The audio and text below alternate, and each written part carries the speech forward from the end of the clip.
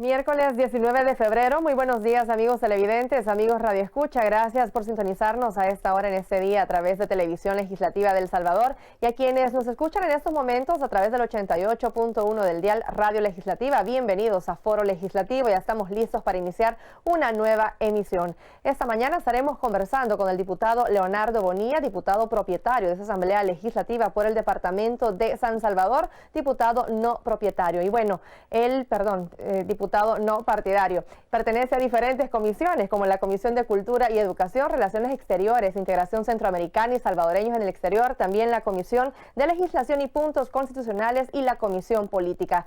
Temas importantes se toman en estas comisiones. Además, ayer finalizó la interpelación del presidente de ANDA, Frederick Benítez. Estaremos hablando también sobre estos temas de coyuntura nacional. Y para eso nos quedamos contigo, Max. Buenos días. Gracias, Eugenia, y gracias a usted, amigo televidente y Radio Escucha, que nos sintoniza a través de la señal de Canal 9 de Televisión Legislativa y a través del 88.1 de Radio Legislativa. Diputado, muy buenos días. Gracias por acompañarme en esta mañana. Buenos días, Max. Siempre es un placer estar principalmente en el medio de casa, ¿verdad? Sí, así es. Dándole cuentas al pueblo salvadoreño y principalmente a la audiencia de Televisión Legislativa. Y también Radio Legislativa, entiendo que está pasando. Así es. Bueno, diputado, ayer se terminó un proceso que inició el pasado domingo y que fue la interpelación de dos funcionarios. Hablamos de la ministra de Salud y el presidente de ANDA. Pero quiero que usted le cuente a la población salvadoreña de estos procesos, la legalidad, la base legal que hay para que los diputados hayan interpelado a esos dos funcionarios. Sí, vale aclarar antes de nada que yo no estuve de acuerdo con que se realizaran las interpelaciones, no porque estas no fueran legales o no fueran necesarias de alguna manera, sino por el enfrentamiento que por ahora se está dando entre órganos de gobierno en el que creo esto no vendría a abonar, a mejorar las relaciones entre órganos a fin de lograr objetivos importantes para los salvadoreños. Sin embargo, sí se le hicieron a raíz de la crisis que se vivió con el tema del agua en el Gran San Salvador, se hicieron llamados a los funcionarios correspondientes para que pudieran dar información a las comisiones respectivas, la de Salud, la Comisión de Medio Ambiente, sobre lo que estaba sucediendo y cuáles eran las alternativas de solución que podían llevarse a cabo entre Asamblea Legislativa y Gobierno y buscar una salida a esta crisis, porque fue un problema que se salió de las manos, tuvo un mal manejo comunicacional. Sin embargo, parece ser que no existió la disponibilidad de estos funcionarios para poder asistir y bueno, en ese impasse entre órganos también la Asamblea decidió realizar una convocatoria para interpelación. Habían elementos de peso suficientes para poder convocar. Sí, yo estoy de acuerdo en que habían elementos de peso suficientes. La Constitución ya da un proceso, ya dicta un proceso a seguir en los procesos de interpelación, valga la redundancia, y esto fue conforme a el ordenamiento constitucional y es por ello que se presentaron los funcionarios. Hasta ahí creo que estamos claros. Las facultades del artículo 131 las da la Constitución a los diputados y se establece esta posibilidad. ¿Qué es lo que se busca con una interpelación? La interpelación como tal es un proceso en el que se consulta y se le piden explicaciones a funcionarios públicos sobre temas de interés nacional. Esto, vale aclararlo, no tiene alguna vinculación directa para el Ejecutivo, no es vinculante, es decir, tiene las facultades el Ejecutivo de poder acatar una recomendación del Legislativo cuando haya terminado la interpelación y se logren tener algunos consensos o algunas conclusiones por parte de la Asamblea Legislativa, pero puede también el Ejecutivo no acatar estos recomendables. Y es ahí donde yo vuelvo al punto. Sí queríamos dar muestras de buena fe con un órgano de gobierno con el que estamos por ahora en un enfrentamiento. Creo que lo mejor hubiese sido no realizar la interpelación y buscar otros mecanismos. Definitivamente no avalo que los funcionarios no se hayan presentado a la Asamblea. Es precisamente por el impasse que se vivió y también la crisis que ocurrió el domingo 9 de febrero, sí, que pienso debimos haber seguido en ese sentido. Ahí en pantalla tenemos el artículo 131, donde dice corresponde a la Asamblea Legislativa, el artículo 131, ordinal 34, corresponde a la Asamblea Legislativa interpelar a los ministros o encargados del despacho y a los presidentes de instituciones oficiales autónomas. Esto se hubiera evitado, diputado, si los funcionarios hubieran acatado los llamamientos que se les hicieron en su momento a estas diversas comisiones, a la Comisión de Medio Ambiente, a la Comisión de Salud y a la Comisión de Obras Públicas. Por supuesto, aquí hay que hablar con la mayor objetividad posible por parte de los funcionarios públicos. Esto se podía haber evitado, sí, pero hay que ir al antecedente. Se dio una crisis de agua y eso no se puede negar, una grave crisis de agua. Bueno, el agua es un líquido vital para la población y para la subsistencia del ser humano. Pero llegó a las casas contaminadas. En algunas casas del Gran San Salvador ni siquiera tienen acceso a agua muchas familias. Y en las que logró llegar, llegó contaminada. Bueno, hoy amanecimos en la calle Mariona bloqueada porque tienen más de 3 meses sin agua, dicen. Y paréntesis también, justo ayer yo me salí de la plenaria porque no avalé que se continuara con una interpelación que no llevaba nada, y tenía una reunión con un grupo de personas que venían de la colonia Altavista por el mismo problema, no tienen abastecimiento de agua. Pero bien, dicho esto, resulta que se pudo haber evitado las interpelaciones, pero también hay que tener claro que este gobierno tiene 8 meses de haber entrado, y si bien es cierto, manejaron mal la crisis, hubo un mal manejo comunicacional, quisieron evadir el tema en algún momento, quisieron restarle la importancia en su momento y terminaron echándole la culpa a los gobiernos anteriores, que por supuesto la tendrán, pero pudo haberse evitado si el manejo hubiera sido el correcto, el comunicacional y el manejo de la crisis también, si hubiese sido el correcto, si hubiesen aceptado en algún momento que se les escapó de las manos y si hubieran tomado acciones concretas y si también hubiesen comparecido a las convocatorias de las comisiones. Pero esto no fue así. Entonces acá hay un estira y encoge entre ambos órganos, entre los diputados de la Asamblea Legislativa molestos por que los funcionarios no acatan una disposición, y entre el órgano de gobierno no queriendo reconocer un problema y no acatando también las convocatorias. Y esto fue lo que desencadenó en el 9 de febrero con la militarización de la Asamblea.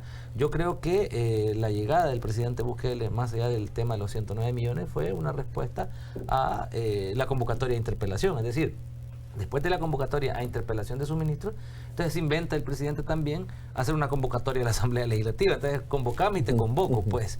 Y luego, a raíz de que muchos diputados dijeron que no iban a acatar, pues se militariza. Entonces, este conflicto viene desde algunos meses por simples caprichos, a mi criterio particular. Pero, repito, sí hay facultades de la Asamblea Legislativa para realizar este tipo de acciones. También el artículo 131 de la Constitución reza: corresponde a la Asamblea Legislativa en su ordinal 37 recomendar a la Presidencia de la República la destitución de los ministros de Estado o a los organismos correspondientes de los funcionarios de instituciones oficiales autónomas cuando así lo estime conveniente, como resultado de la investigación de sus comisiones especiales o de la interpelación. En su caso, la resolución de la Asamblea será vinculante cuando se refiera a los jefes de seguridad pública o de inteligencia de Estado por causas graves, violaciones a los derechos humanos.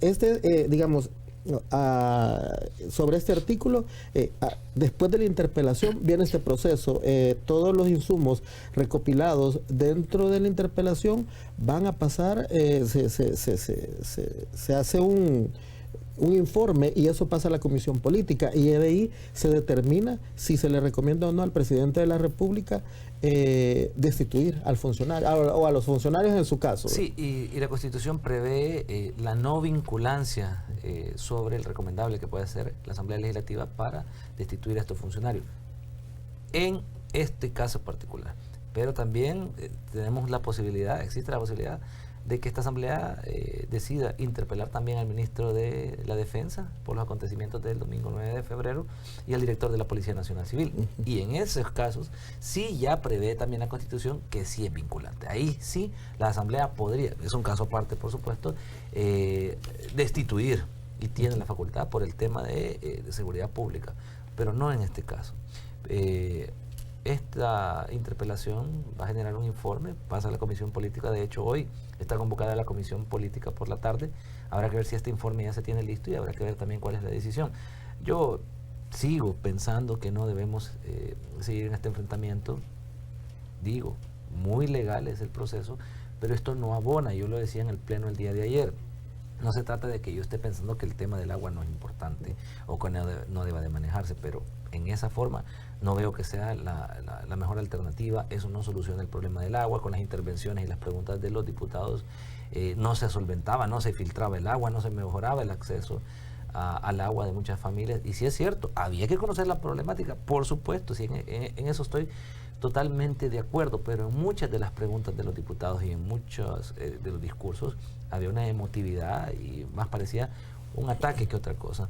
Habrá que ver qué es lo que pasa en la comisión política. Yo esperaría que no fuera un recomendable en el sentido de destituir, primero porque pues el presidente tendrá la facultad de decidir si acepta o no este recomendable, y segundo porque esto seguiría tensando más la cuerda entre dos órganos de gobierno. Diputado, a su juicio, los argumentos que vinieron a exponer tanto la ministra de Salud como el presidente de ANDA,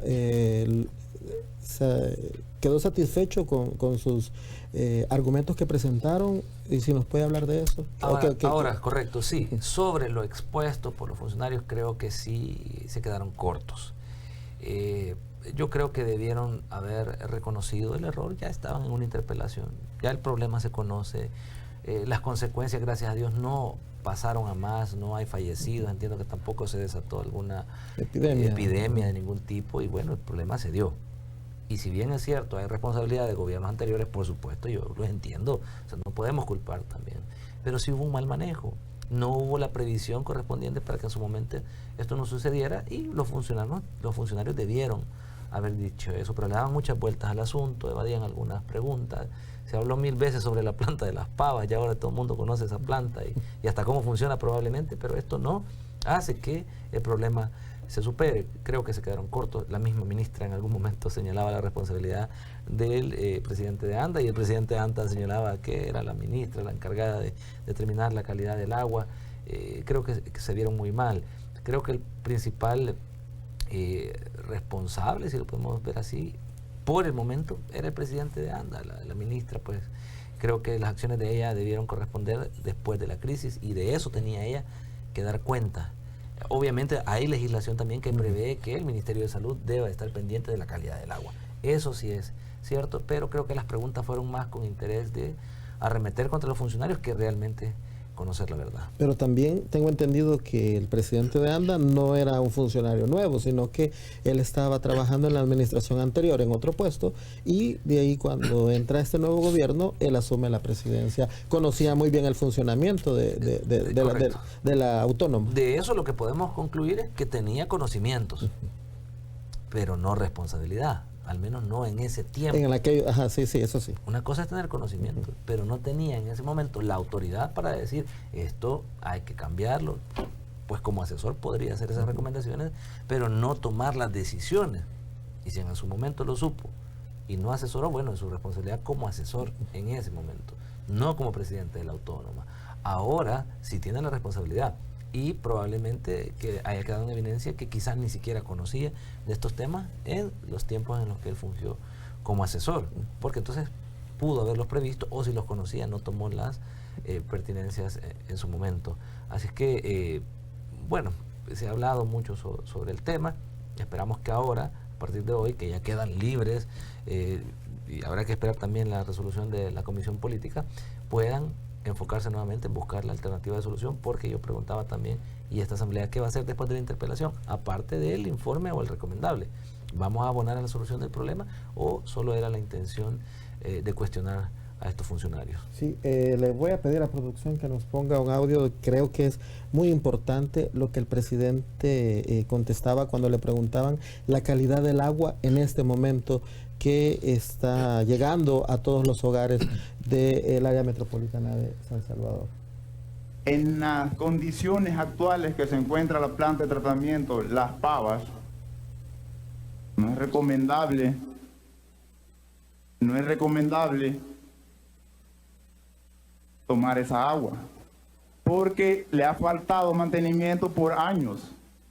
Y esto no es de la administración del presidente Nayib Bukele, esto es de las administraciones anteriores, porque no está funcionando al 100% como debería de estarlo haciendo. Está trabajando a un 40%. Tenemos 24 filtros donde solo funcionan 12 y de los 12 solo hay 3 funcionando. ¿Sí? El sistema de zona norte. El sistema de zona norte tiene más de 30 años, que ha estado igual abandonado.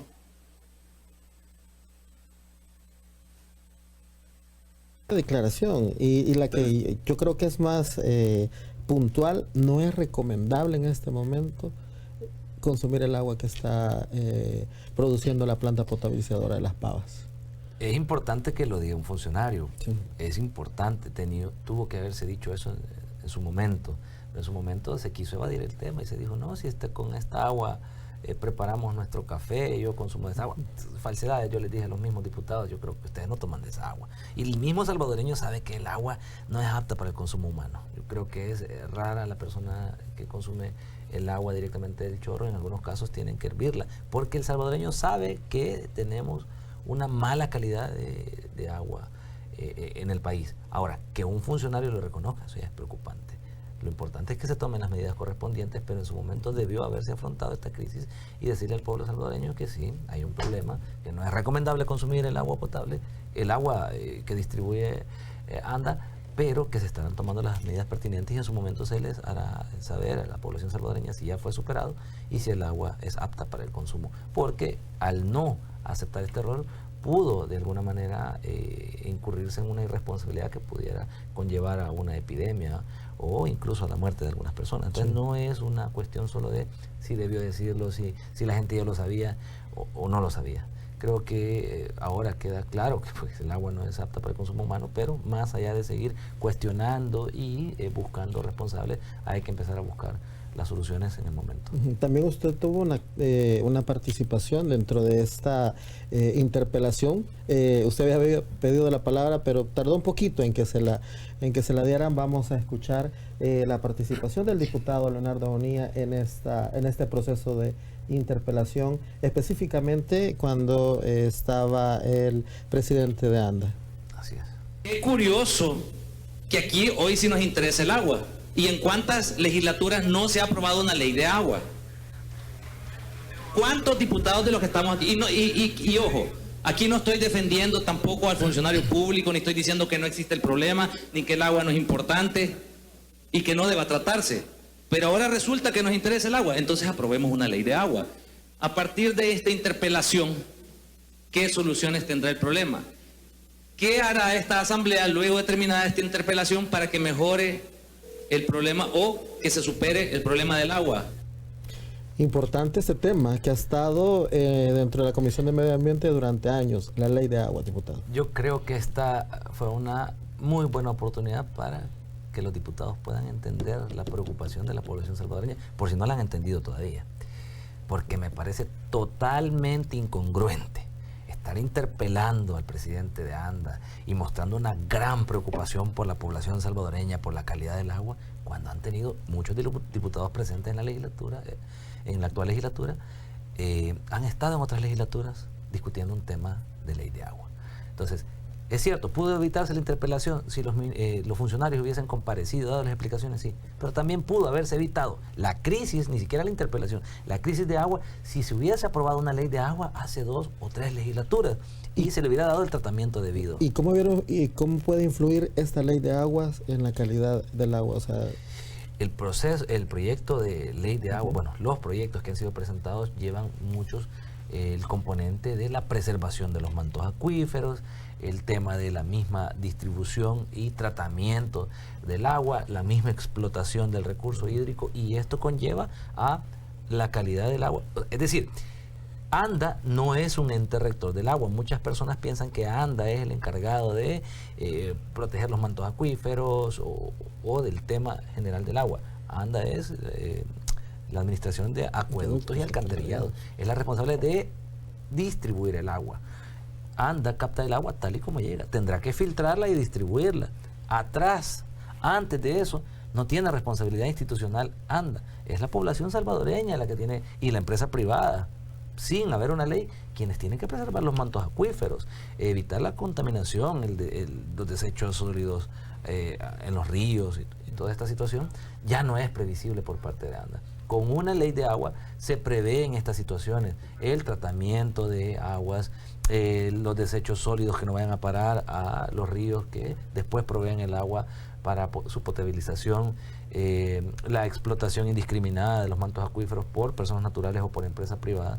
La ley de agua contempla todo este tipo de situaciones y esto conllevaría necesariamente a que la calidad del agua que recibe ANDA para su filtración y distribución pudiera ser mejor y definitivamente que hubiese incidido para que no se diera esta crisis. Pero no tenemos una ley de agua. Ahora, yo quiero recalcar, ¿qué moral tiene un diputado para venir a exigir y a interpelar y mostrar una gran preocupación por la población salvadoreña en el tema del agua cuando no se ha aprobado una ley de agua y se han puesto una y mil excusas? Y aquí hablo de todos los partidos políticos, no hablo de Arena o del FMLN. El FMLN ha señalado que el agua se quiere privatizar, pero luego se quedan callados y no mueven el tema. Creo que es importante que esta crisis deje en evidencia la necesidad de aprobar una ley de agua y que esa se apruebe en esta legislatura. Sí, y también se habló de préstamos, de inversión, y también se habló de la administración de otros presidentes de ANDA, de Carlos Perla, de Marcos Fortín, que fueron, digamos, los que más, de los que más se habló al frente de esta autónoma, diputado. Sobre ese tema, creo, esta crisis vino a despertar algunos temas interesantes. Más allá de hacer señalamientos, a mí me gustaría que las instituciones correspondientes tomaran cartas en el asunto y hicieran las investigaciones correspondientes, porque hubo señalamientos de actos de corrupción del expresidente Marco Fortín. Y habría que analizar, habría que la Corte de Cuentas, entonces, qué acciones ha tomado para fiscalizar las administraciones anteriores y determinar si hubo corrupción y si también a raíz de esa corrupción no se hicieron los mantenimientos, no se compraron los equipos, no se tomaron las acciones necesarias para poder evitar este tipo de situaciones. Sí. Es decir, esto fue un descuido nada más de administraciones anteriores o la administración actual, falta de previsibilidad, o fue también, aparte de un descuido, que la corrupción no permitió que se compraran filtros, que la corrupción no permitió que el dinero que se pudo haber captado de esa corrupción se pagara a personal para poder hacer estos trabajos. Habría que determinar eso también, y eso es lo preocupante de la corrupción. Esas son las cosas que los salvadoreños resienten y que yo he señalado en su oportunidad. En la administración de acueductos y alcantarillados particularmente ahora podemos ver un ejemplo de cómo la corrupción afecta los intereses de la población salvadoreña. Otro tema importante que tal vez no venga al caso es cómo empresas constructoras piden a ANDA que se les hagan tuberías para sus colonias, pero dejan desabastecidas a colonias que no son habitadas por personas con mejores ingresos económicos, ¿verdad? El pobre se le deja desprotegido en función de aquellas empresas constructoras que tienen proyectos residenciales. Eso es corrupción también, y eso también atenta contra el derecho al acceso al agua del pueblo salvadoreño. Entonces son cosas que habría que analizar, y aquí vemos también en un pequeño ejemplo, ni tan pequeño, cómo la corrupción puede afectar también a todo el pueblo salvadoreño. Sí. Nos comentaba que hoy se va a reunir la comisión política. ¿Cuál va a ser su postura, diputado, ante esta interpelación? Hoy se reúne la comisión política, no se ha establecido la agenda. Imagino yo que la idea es precisamente tratar el informe sobre las interpelaciones. Yo repito, no estuve de acuerdo con que se dieran las interpelaciones en el afán de buscar alternativas de solución a la crisis entre órganos. No porque esta fuera ilegal, no porque no debiera de darse, no porque el tema del agua no sea importante y haya que darle tratamiento, y lo dije también en el Pleno. Ahora, ya se hizo la interpelación, ya se tiene la información que se pudo obtener de los funcionarios. Si no la dieron todas, si no se satisfizo el interés de la Asamblea Legislativa, pues ya terminó el proceso y esa información ya se tiene. Que se elabore un recomendable al Ejecutivo, pero yo no me sumaría a que este recomendable fuera en función de destituir a los funcionarios. Uno, ya te dije, porque pues no es vinculante, mi presidente podrá recibirlo y no acatarlo, o acatarlo. Y la otra es porque esto lo que hace es tensar más la cuerda entre dos órganos de Estado. Creeré yo que mi posición sería dar por terminado este tema y enfocarnos en los temas legislativos que tenemos pendientes. Voto en el exterior no se cumplió, tenemos una ley de agua que no se discute, tenemos una ley de reconciliación que está a punto de vencer el plazo para el próximo viernes. Entonces creo que ya debemos dejar este tema en el pasado, y eso sí, si la Asamblea puede hacer algo para buscar soluciones viables al tema del agua, pues entrémosle a eso. pero con simples recomendables no abonamos a que el tema del agua se solucione. Bueno, diputado, 7:37, es momento de hacer nuestra primera pausa. Vamos en el siguiente bloque a hablar de otro tema importante que usted ya lo tocó también, que es el veto que anunció el presidente del voto en el exterior. A usted, amigo televidente y radioescucha, por favor, regresamos en unos minutos, no nos cambie.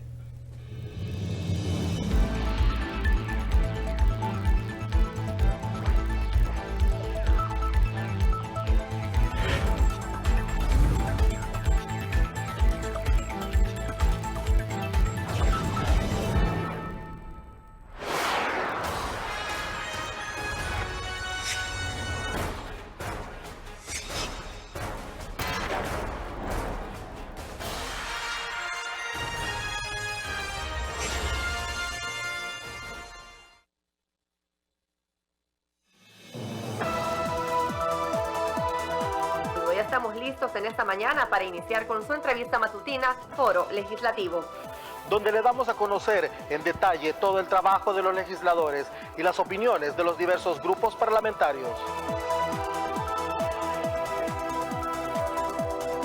Foro Legislativo, de lunes a viernes, de 7 a 8 de la mañana. A través de Canal 9, Televisión Legislativa y Radio Legislativa de El Salvador, 88.1 del dial. Lo esperamos.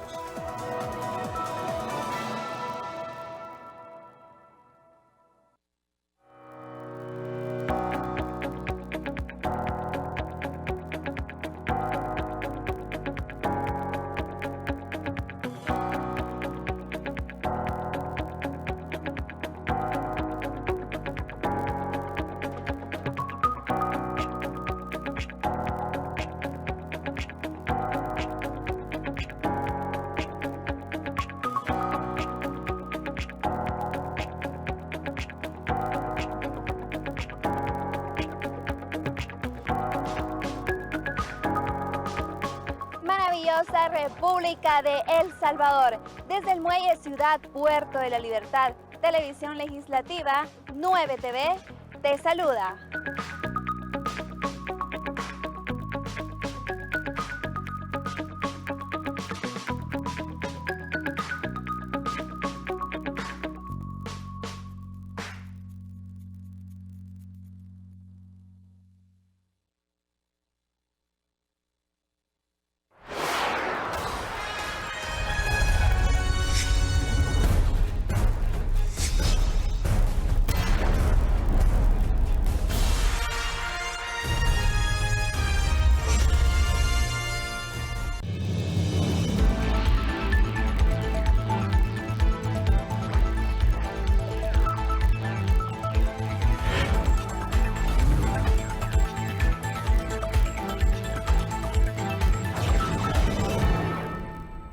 Avanzando en el tiempo, ya solo 20 minutos nos separan de las 8 de la mañana. Continuamos a través de Foro Legislativo en Radio y Televisión Legislativa de El Salvador. Estamos conversando con el diputado no partidario, Leonardo Bonilla, y hemos estado hablando sobre un tema muy importante, como fueron las interpelaciones que se realizaron desde el pasado sábado 15 de febrero hasta el día de ayer a la ministra de Salud, Ana Orellana Bendec, y también al presidente de ANDA, Frederick Benítez. Y es que le comento que tras la Constitución de la República, en su artículo 131, establece que es competencia de esta Asamblea Legislativa interpelar a ministros o encargados de despacho y a los presidentes de las instituciones. También el acuerdo para interpelar a ambos funcionarios fue tomado por el Pleno con 55 votos en enero pasado. Y bueno, tras la comparecencia de ambos funcionarios, también sus expedientes ya han sido pasados a la Comisión Política. Habrá que esperar. Claro que estaremos dándole continuidad a este tema. Vamos contigo, Max. Gracias, Eugenia, y gracias a usted, amigo televidente y radioescucha, que continúe en sintonía de Foro Legislativo a través de la señal de Canal 9 y a través del 88.1 de Radio Legislativa. Diputado, otro tema importante y que se generó en medio de esta interpelación fue que por segunda ocasión el presidente de la República anuncia que va a vetar este pliego de reformas para el voto en el exterior para diputados y para alcaldes. Bueno, esta es una oportunidad también para mí, para poder demostrar que yo estoy del lado de lo que considero es bueno para la población salvadoreña. Porque mucho se ha dicho de que yo estoy en contra del presidente, que estoy en contra del gobierno, y eso es totalmente falso. En esta ocasión, como en el anterior veto al a las reformas elaboradas por la Asamblea Legislativa, le doy la razón al presidente de la República. Y es que los diputados aprobaron reformas que no cumplen con lo ordenado por la Sala de lo Constitucional. Y alguna razón existe para que no cumplan. Yo preveo que esto lo están viendo los diputados, y creo que también el presidente, en función de intereses políticos partidarios. Y es que quedó demostrado en la elección presidencial recién pasada que el voto en el exterior, y particularmente el de Estados Unidos, le favoreció a nuevas ideas, a Nayib Bukele. Mucha gente que votó en Estados Unidos, de los pocos votos que lograron recolectarse por lo difícil que es, favorecieron al presidente Nayib Bukele. Y mucha gente incluso viajó a votar por el presidente Nayib Bukele. Entonces, creo que el presidente está previendo que para nuevas ideas en el futuro podría favorecerle. Pero bien, él está pegado a derecho en esta ocasión y no se cumple realmente con los parámetros establecidos por la sala. Los diputados también creo que hacen la misma lectura, que los votos en el exterior no les van a favorecer. Entonces lo ven más en función político-partidaria que realmente de democracia y en cumplimiento de la sala. ¿Yo cómo lo veo? Bueno, si hay votos para mí, si es que me decido reelegir o no, si es para no partidarios, para arena, esa es decisión del pueblo salvadoreño.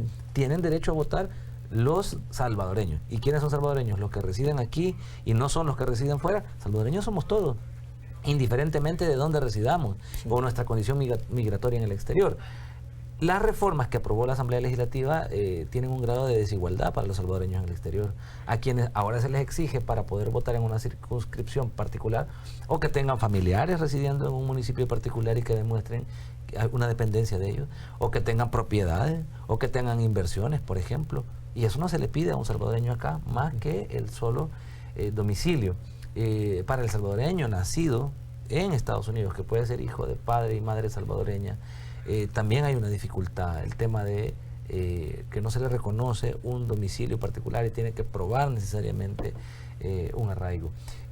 Creo que es simple. Un salvadoreño que nació en un municipio tiene toda la facultad de decidir votar en ese municipio, así tenga una dirección en el exterior. Pero lo que se ha hecho también es que todos los salvadoreños que tengan dirección en el exterior, no un domicilio en El Salvador, su voto cuente en San Salvador. ¿Y a cuenta de qué? Obviamente eso favorece a los candidatos de San Salvador, pero a cuenta de que un salvadoreño nacido en la Unión, residiendo en España y con dirección domiciliada en España, va a tener que votar en San Salvador.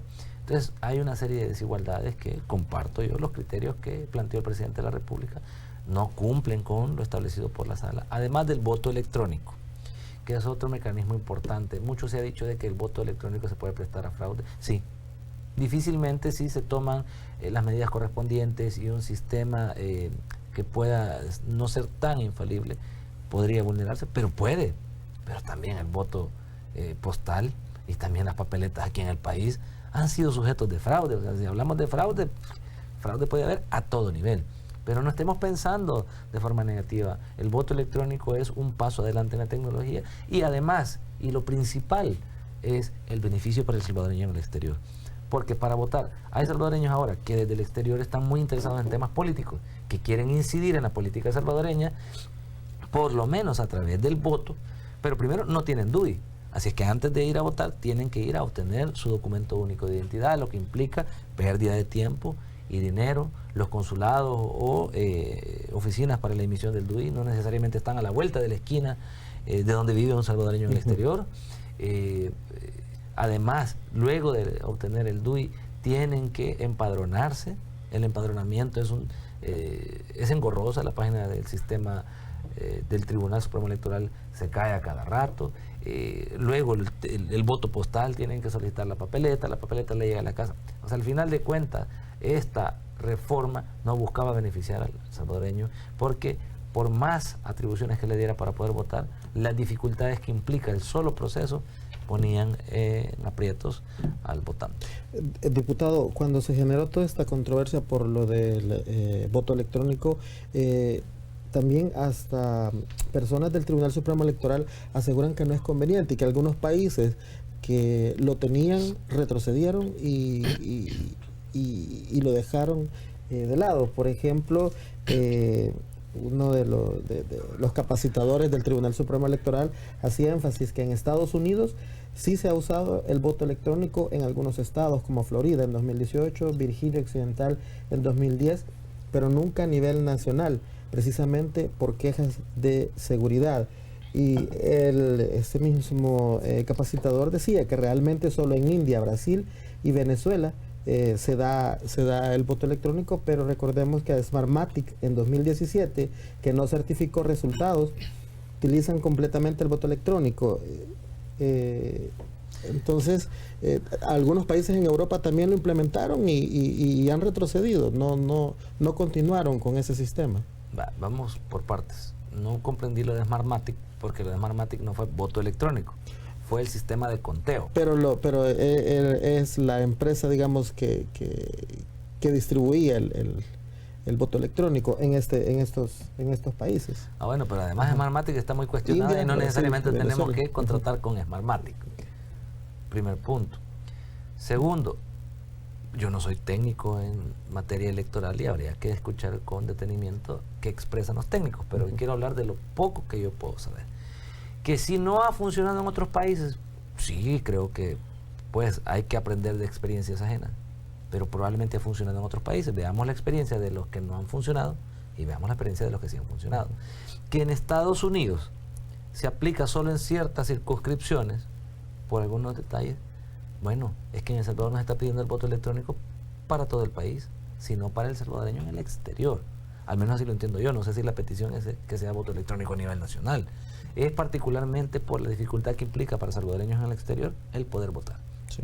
Entonces se reduce el número de votos que se van a emitir por la vía electrónica y eso podría de alguna manera facilitar. Y si ya vemos que en Estados Unidos no se implementa a nivel nacional, pero en donde se implementa funciona, pues bueno, ¿quién dice que no podemos hacer un proceso similar? Ahora, estoy hablando dentro de lo poco que yo puedo conocer y en el ánimo de querer facilitar un proceso para la demanda de salvadoreños en el exterior que quieren emitir esa votación. Cuando hay un problema y no se quiere resolver, excusas van a sobrar. Eso es definitivo. Hay que buscar las alternativas y además, te digo, la misma Sala de lo Constitucional había establecido ya algunas condiciones que tenían que cumplirse y sacando el voto electrónico no se cumplen las demás condiciones. Entonces, le doy la razón al presidente de la República, más allá de que si comparto o no algunos otros temas con él. Creo que en este caso la ley es clara, las resoluciones de la Sala de lo Constitucional deben acatarse y en este momento no se cumple, así es que el veto es válido, a mi criterio. El plazo para inscribirse para este proceso es dentro de 10 días, el 28 de febrero vence. Entonces, ¿cómo queda esto, diputado? Están llegándome solicitudes de salvadoreños residiendo particularmente en Estados Unidos para que podamos pedir una prórroga al Tribunal Supremo Electoral o ver el mecanismo de que sea esta asamblea quien autorice esa prórroga, para que muchos salvadoreños que todavía no han realizado el proceso puedan entrar en tiempo y poderse inscribir, porque estamos a escasos días de que vence el plazo. A ver si se acepta esta prórroga, pero también se atrasa todo el calendario electoral, diputado. No necesariamente. La prórroga lo único que implicaría es la posibilidad de darle más tiempo a los salvadoreños para que puedan empadronarse o en algunos casos incluso hasta para que puedan obtener el DUI y esto pueda abonar a su empadronamiento sin que esto trastoque el calendario electoral, pero será el tribunal quien dé una valoración sobre si esto es viable o no. Rápidamente, diputado, el presupuesto para el Tribunal Supremo Electoral, ellos siempre presentan un presupuesto al Ministerio de Hacienda, pero siempre se les es recortado. Es importante esa pregunta porque para implementación de voto electrónico, particularmente porque hay otros requerimientos de papeletas, impresión de papeletas y otras cosas en las que el presupuesto se queda corto en muchos casos, y ha sido el reclamo del Tribunal Supremo Electoral históricamente. Pero incluso para la implementación del voto en el exterior, el mismo presidente de la República dijo de que si había necesidad de dar un refuerzo al Tribunal Supremo Electoral, iba a autorizar al ministro de Hacienda para tal efecto. Así es que si la excusa es cuestión presupuestaria, pues el mismo presidente dijo que asumía el costo. Entonces no veo yo cómo la Asamblea Legislativa puede poner esa excusa, porque el presidente de la República habría facultado en su momento entonces al ministro de Hacienda para erogar los fondos necesarios. Son 55.8 millones para las elecciones a nivel nacional y el presupuesto para el voto en el exterior eran 20 millones que no están incluidos dentro de este presupuesto de los 55.8, entonces ahí se habría eleva voluntad. a 75 millones las Sí. elecciones del próximo año. Sí, y habría que ver si este presupuesto realmente va en función de garantizar que el voto se cumpla, al menos en el exterior. Una cosa es que se le dé la facultad al salvadoreño, pero cuánto se invirtió en las elecciones pasadas y cuántos votos tuvimos. O sea, si el sistema es débil, entonces es una pérdida de dinero invertir en el voto en el exterior, mandar a la impresión de papeletas, imprimir alrededor de 20.000 papeletas, por poner un ejemplo, y vienen 6.000 votos, es un fracaso. Entonces, creo que estas reformas no son congruentes y ahora hablar de un presupuesto de 20 millones para voto en el exterior con un sistema deficiente es una clara pérdida de dinero para El Salvador. Bueno, 7:52 minutos, es momento de hacer nuestra segunda pausa. A usted, amigo televidente Radio Escucha, lo invito a que continúe en sintonía de Foro Legislativo, no nos cambie, regresamos en unos instantes.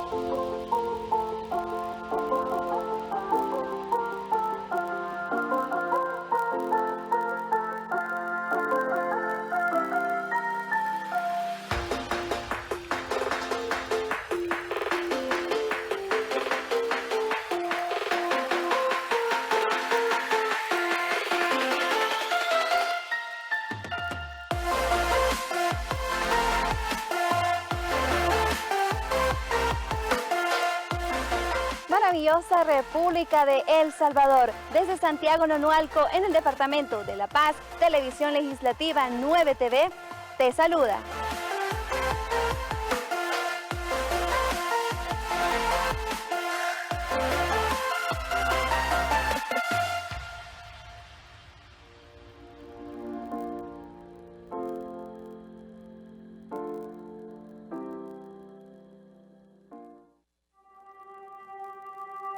Prevengamos el coronavirus. ¿Cómo se transmite? El virus circula entre animales, pero se puede transmitir de persona a persona, a través del contacto de secreciones y de objetos contaminados vía aérea. El nuevo brote de coronavirus se originó en Wuhan, China Central, en un mercado de mariscos y animales exóticos. Aunque todavía no se conoce el agente portador, se sabe que puede transmitirse de persona a persona. Entre algunos de los síntomas se pueden mencionar fiebre, tos, falta de aliento, dificultad de respirar, problemas gástricos y diarrea. ¿Cómo se previene? Evitando el contacto con personas con gripe, así como con animales de corral. En caso de presentar tos y estornudos, usar cubrebocas, pañuelo o flexionar el codo.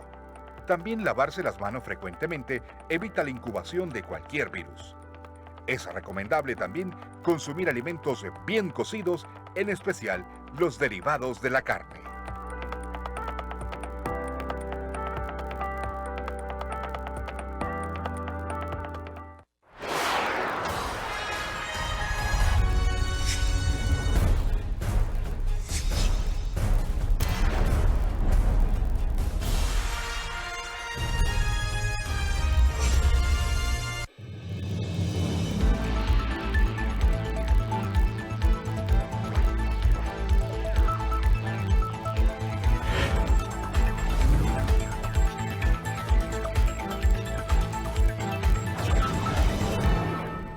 7:56. Gracias por continuar con nosotros. Esto es Foro Legislativo para Radio y Televisión Legislativa de El Salvador. Continuamos hablando con el diputado no partidario Leonardo Bonilla y hemos estado hablando sobre un tema muy importante que se ve en esa Asamblea Legislativa, como es el voto en el exterior. Y es que le comento, los parlamentarios habilitaron el voto desde el exterior para elecciones de diputados de esa Asamblea Legislativa, Parlamento Centroamericano y también consejos municipales. Y para hacer posible que nuestros hermanos salvadoreños fuera de territorio de nuestro país puedan votar, se reformó la normativa especial que limitaba el sufragio a comicios presidenciales. La modalidad se realizaría de la forma tradicional. Ante esto, el presidente ha vetado esta reforma y dijo que es inconstitucional porque viola el derecho de los salvadoreños en el exterior. Además, el mandatario sugirió a los parlamentarios emitir un nuevo decreto que cumpla con lo ordenado por la Sala de lo Constitucional. Continuamos contigo, Max. Gracias, Eugenia, y gracias a usted, amigo televidente, radio escucha, que continúa en sintonía de Foro Legislativo a través de las señales del Canal 9 de Televisión Legislativa y también el 88.1 de Radio Legislativa.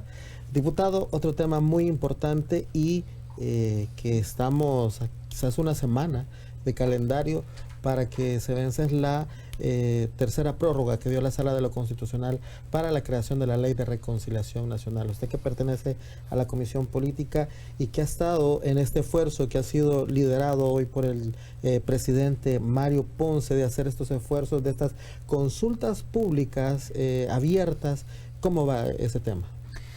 Bueno, en estos procesos que hace la Comisión Política sobre elecciones de segundo grado o el tema de las pensiones y ahora el tema de la ley de reconciliación, yo he propuesto en esos casos que las consultas sean públicas, que las entrevistas a los candidatos sean públicas, por efecto de transparencia, pero no solo por la transparencia, sino para que los insumos de las organizaciones, de la sociedad civil y de los sectores interesados puedan ser tomados en cuenta.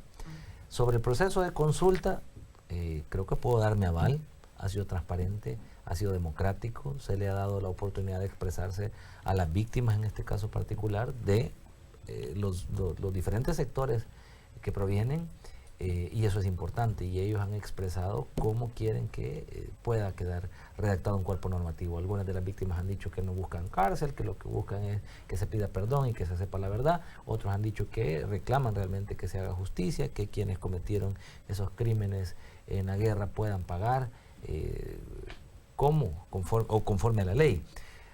Que la consulta haya sido positiva, transparente y se hayan obtenido insumos por parte de las víctimas es una cosa.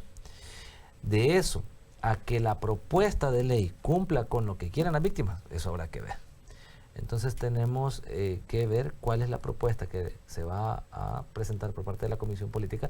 Yo resiento mucho, lamento mucho que siendo parte de la comisión que está estudiando esta ley no tengamos una propuesta al momento. Se presentó una propuesta que las víctimas elaboraron, le dio iniciativa de ley el diputado Martel y no se han hecho las valoraciones sobre el articulado. Hemos estado en solo discusión con las víctimas, pero no hemos evaluado el articulado.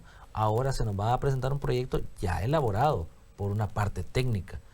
Habrá que revisarlo, pues puede que sea un buen producto, pero hay que leerlo y yo también veré si cumple con los parámetros establecidos por la Sala de lo Constitucional, que es la que al final nos ha estado poniendo parámetros, porque parece ser que la Asamblea no hace el trabajo como se debe, así es que tenemos que tener quien nos corrija la plana.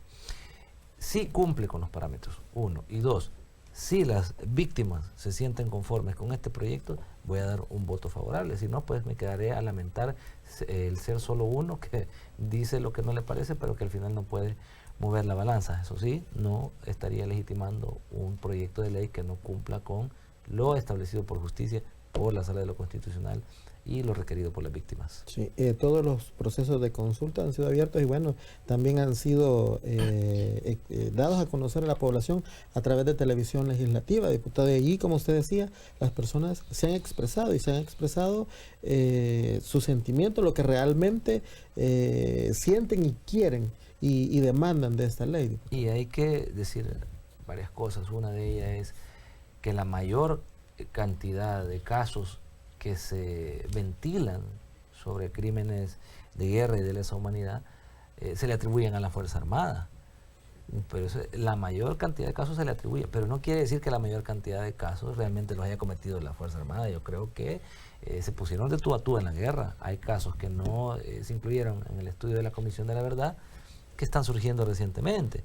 Entonces, algunos representantes de los militares de ese momento decían que esta ley era inconstitucional, que lo que había hecho la sala era un acto arbitrario. Y después de ir analizando el tema, yo me doy cuenta que sí existe esa posibilidad. Sin embargo, la Asamblea Legislativa tiene un mandato de la Sala de lo Constitucional que no está en posición de discutir sobre si es o no constitucional, sino acatarlo.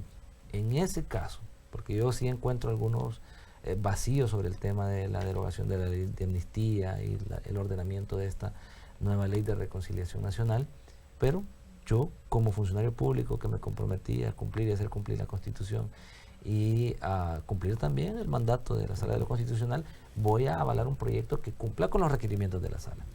Si hay algún vicio de inconstitucionalidad en la ley que se elabore o en lo que la Sala ordenó, creo que existe también esa institucionalidad que nos permite a los interesados establecer los recursos correspondientes para poder solicitar una posible derogación de esta ley o reformas a este cuerpo normativo o una modificación de la resolución de la Sala que estableció estos parámetros. Pero hay que seguir los mecanismos correspondientes y hacer uso de la institucionalidad para tal efecto.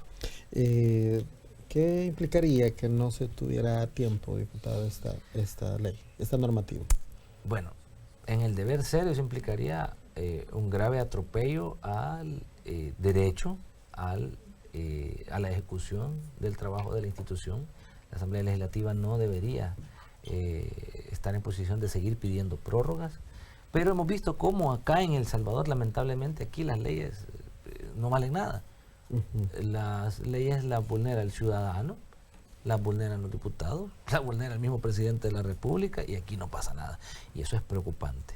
Un país con una institucionalidad débil, con irrespeto a la institucionalidad, no construye realmente proyectos en función de buscar soluciones a los problemas de los salvadoreños. Y cuando las leyes no se respetan, entonces vemos las consecuencias realmente en la demanda social.